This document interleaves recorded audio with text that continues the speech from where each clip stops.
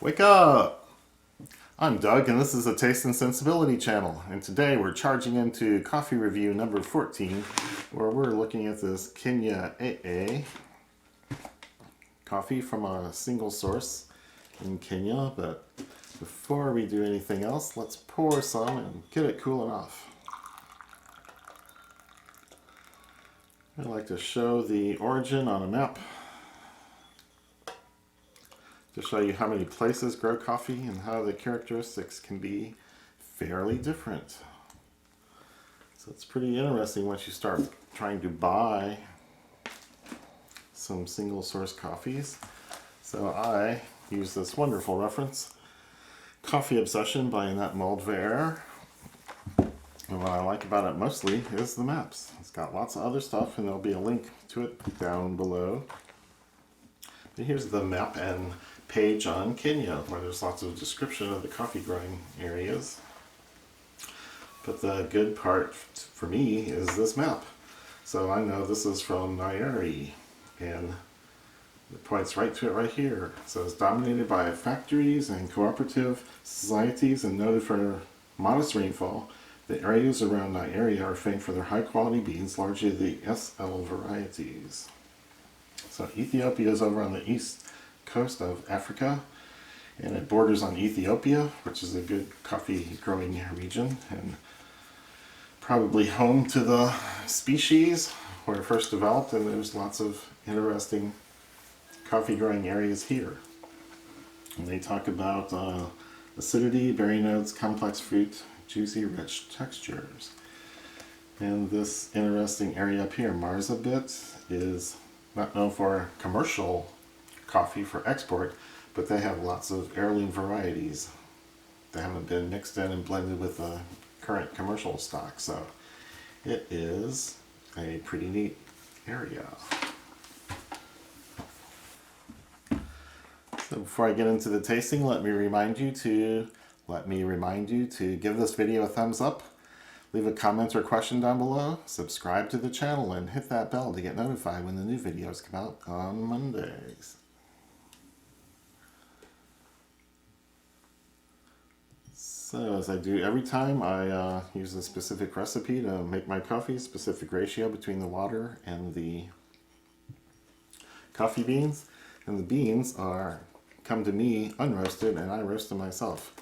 And this batch turned out really nice and uniformly dark. And it smells just amazing. There's a creaminess, a butteriness, or some kind of nuttiness. Really sweet pecans or almonds or maybe hazelnut. It is a wonderful aroma. Now I'll see if any of that comes through on the brewed coffee. Oh wow, smells dark, deep, rich. And the roast isn't all that dark. I am always shooting for a medium roast, but this smells fairly complex.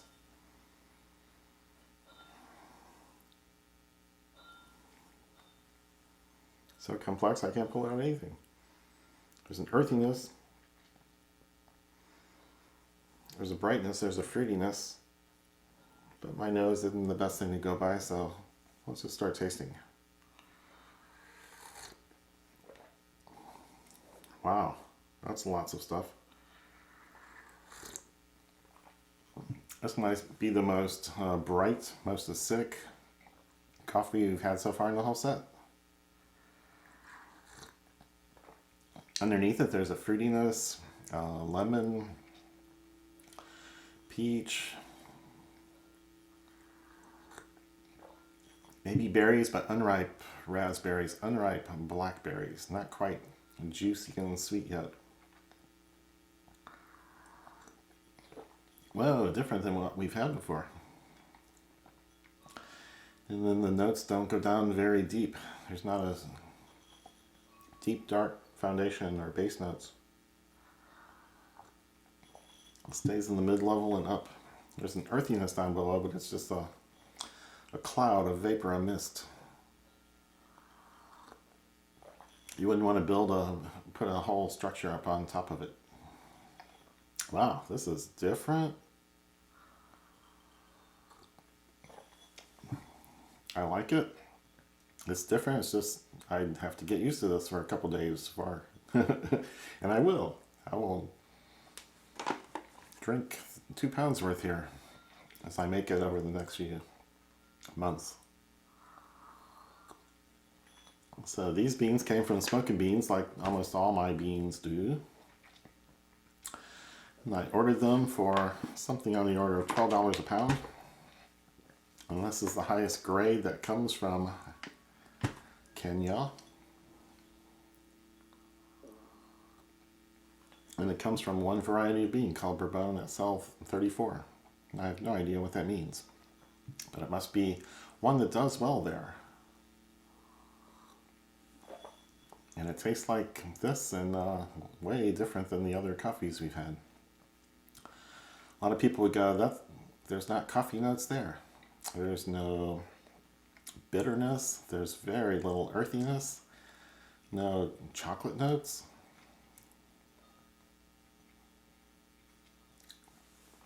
I let the next cup cool off a little bit more. There might be some cocoa and earthiness there, but it went so fast, I didn't get to investigate those.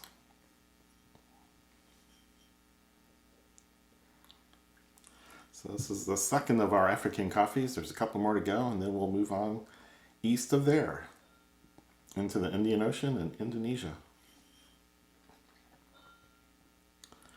So these African coffees have been fairly different than the Western Hemisphere. We've looked at Central America and South America, Mexico. And we're in the middle of Africa now, and they're different. And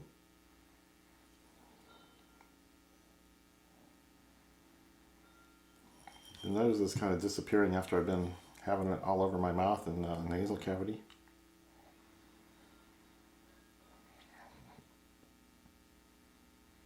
A little butteriness, a little nuttiness on the nose now. I'm going back to it after being saturated with it. A cooler palate. Has a little more foundation, a little more base. Yeah, it's kind of a cocoa. It's a cleaner earthiness, if that makes any sense. Earthiness, low to the ground, but clean. Huh. Okay. I'll keep letting this cool down a little bit more. I'm not getting so much acidity on the palate now. Definitely there when it was hotter. So it's there, but it's not as pronounced. That's not the main thing. And it was when it was hot. So these good complex coffees are real chameleons. They can taste very different hot than they do cold. Just like the grocery store stuff in the cans. They taste different cold and hot. They aren't offensive when they're hot, but no one likes them when they're cold. Lots of people in offices across the country are dumping out cold coffee because it doesn't taste very good. That's why I like these things. And they taste like something hot, cold, and everything in between.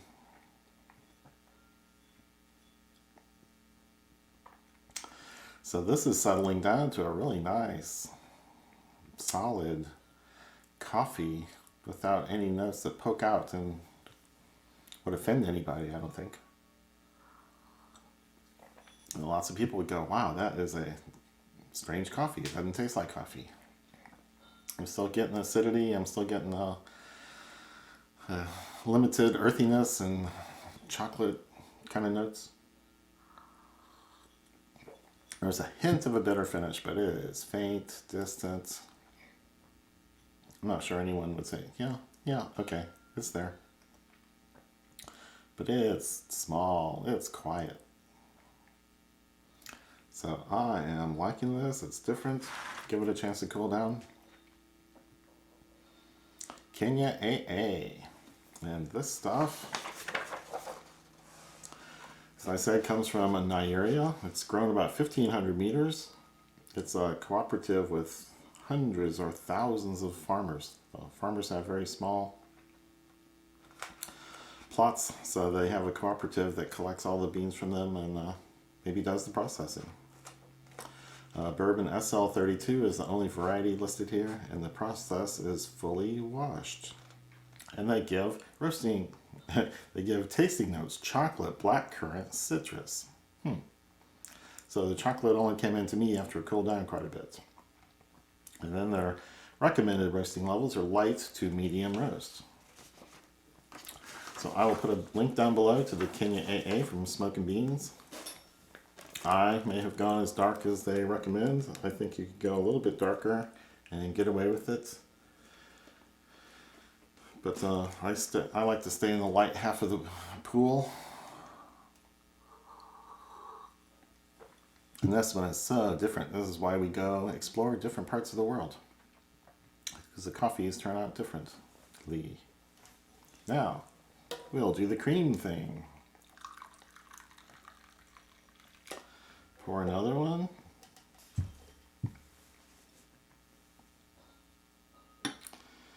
And get a little cream in.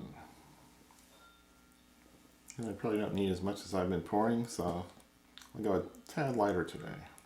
Oh, didn't bring a spoon.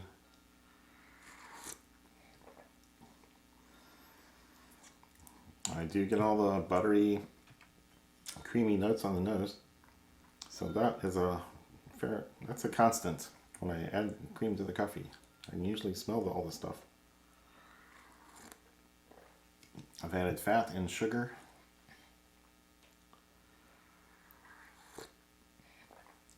And again, there's a buttery, butterscotch creaminess added to the palate.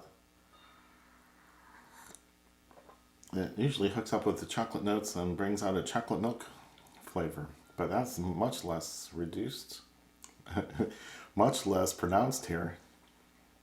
I don't get a lot of chocolate milk notes, but the butteriness and butterscotch characteristics from the cream are definitely there. So different on several levels.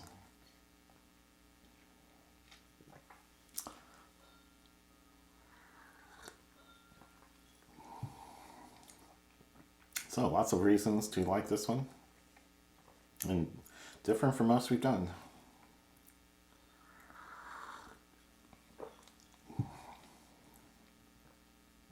And the second topic of the day is going to be home roasting. I shot a few video clips of my Behmor 1600 in action, how I set it up, how all the stuff comes off, and how it cools down at the end. Probably the most surprising thing about roasting beans is the unroasted beans are very small and compact, pale, and you put them in this roaster and they lose weight, but they expand. They get bigger, they throw off a lot of papery chaff, so you'll see all that stuff in the video. Put in 1 cup of beans, get out 1.5 or 1 3/4 cups after it's all over. So I'll show those clips and come back. Okay, this is to show you a roasting session with my Behmor 1600. I started pouring some unroasted beans in and then remembered, oh, I have to shoot this video. So there's the unroasted beans. They are kind of greenish. I've already weighed out the 340 grams that I'm roasting and putting it in the roaster cage and putting this on the support on one end and into the drive motor on the other end, so that it rotates. And then we have a shaft tray. The shaft blows off of the beans as they dry out and somewhat explode. And that keeps it from, that kind of collects it and keeps it from blowing around all the time. So the light is on in there. What you're seeing is not the heating elements. Oh, maybe I should have shown you the heating part is really these two infrared heating elements, quartz tubes, or something that they can control the heat level of, and it's right next to the roasting cage as it goes by. So these are fairly close proximity there. And now we are turning on the 1 pound mark and program P1 and start.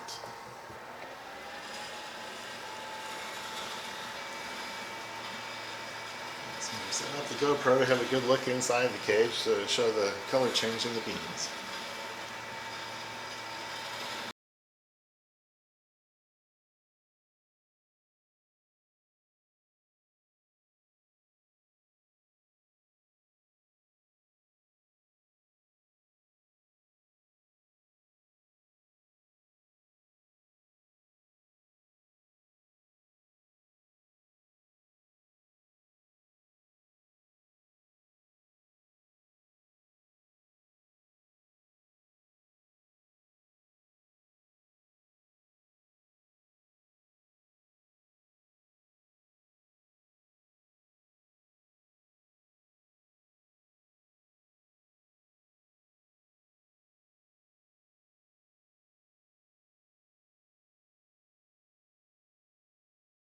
Okay, we're coming up on a timer of a safety feature here where it will shut off an unattended machine.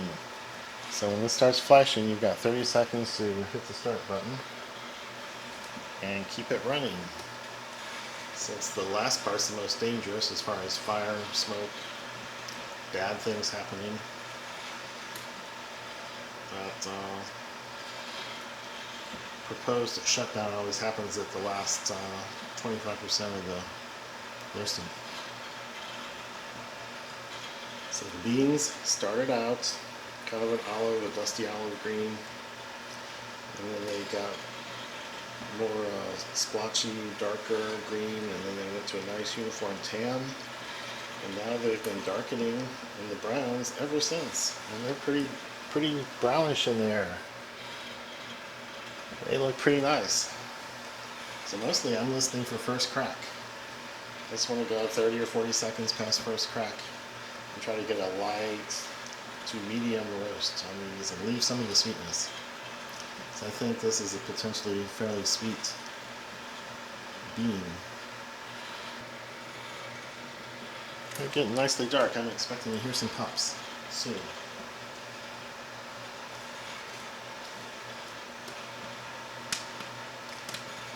So there's some cracks. It is starting up.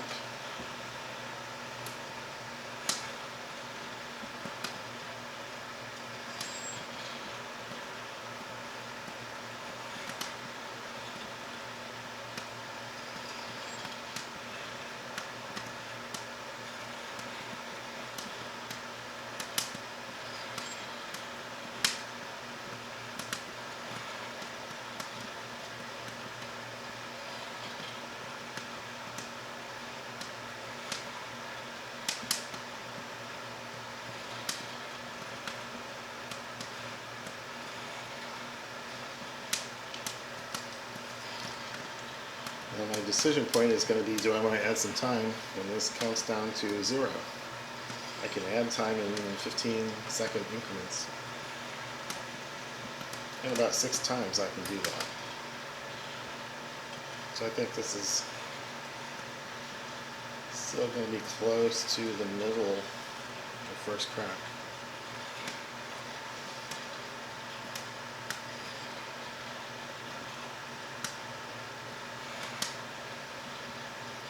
I'm going to add 1 increment and probably let it go.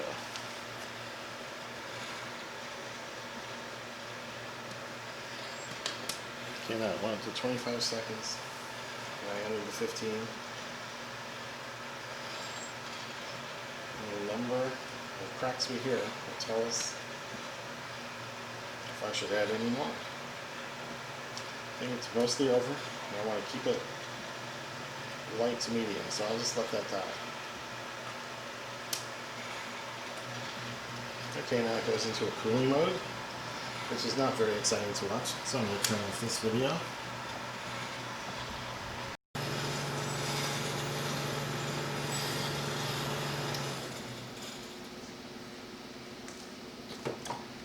I'm going to open this up, let it cool some more, get some air in there. So there's the chaff tray with all the debris, some of the debris that blew off the beans and the roasting. There's still more inside here. So I'm going to rest my hands and set the cage up there and let that cool off some more out in the open air. Okay, so this has cooled off for quite a time now, and I did a little shaking and get more of the chaff off. So now I'm going to open it up and pour it into some weighing cups and see how much I got back.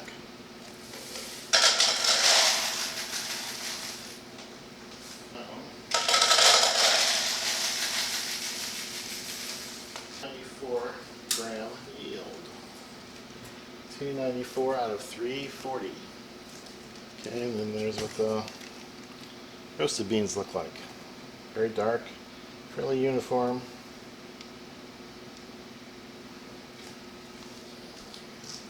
Okay, we're done.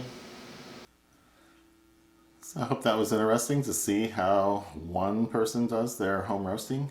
There's lots of other methods. Some people use hot air popcorn poppers. Some people just throw it in a skillet. There's a good 5 or 10 different ways that you can find on the internet. Just look on YouTube for home roasting without an appliance, and it's amazing how many different ways people come up with. In the coming weeks, I'll be going into how to source unroasted beans, how to find some beans that are still green online and in person. And we'll go visit a local roaster where I buy a little bit of roasted coffee, and I will start buying some unroasted beans there because he's got a different set than Smoking Beans does. So that's some of the stuff we have to look forward to in the future. So again, like this video, hit that thumbs up, leave a comment, leave a question, subscribe to the channel, and hit that bell to get notified when the new videos come out on Mondays. So that's all for this episode, and come back for more. Cheers.